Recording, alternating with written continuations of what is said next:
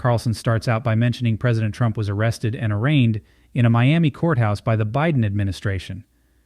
This event marked the initial steps in a process aimed at putting Trump behind bars for life. The arrest was broadcasted live on cable news, surprising some but expected by those who have been paying attention since February 16, 2016. On that day, Trump became a prominent adversary of the federal government, particularly due to his criticism of its foreign policy decisions.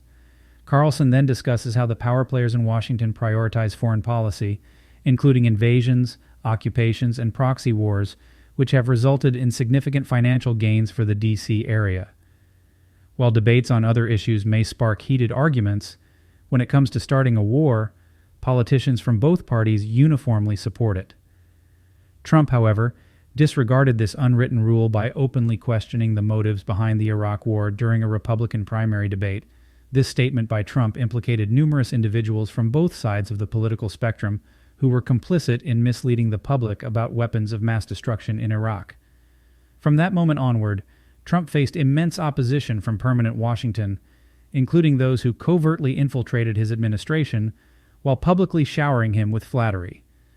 Figures like Mike Pence, Nikki Haley, Mike Pompeo, and Lindsey Graham appeared loyal to Trump, but were actually working against his agenda, particularly in promoting a neoconservative war agenda.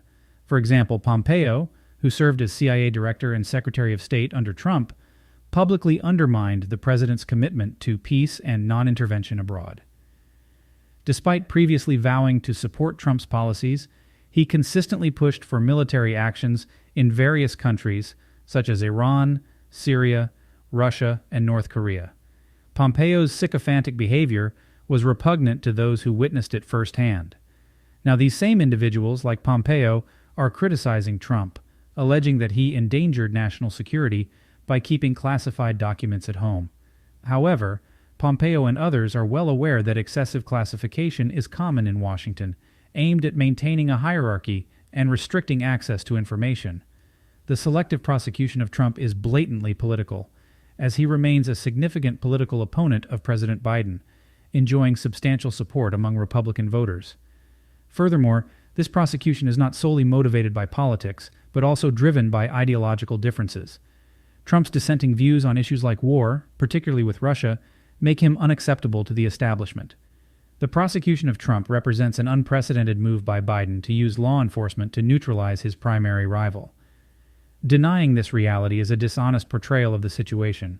In conclusion, the Biden administration's arrest of Donald Trump and subsequent legal proceedings against him are seen as a political and ideological strategy to silence a prominent opponent.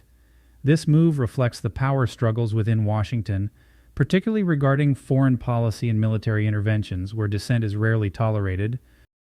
For more, visit DennisHendrickson.com.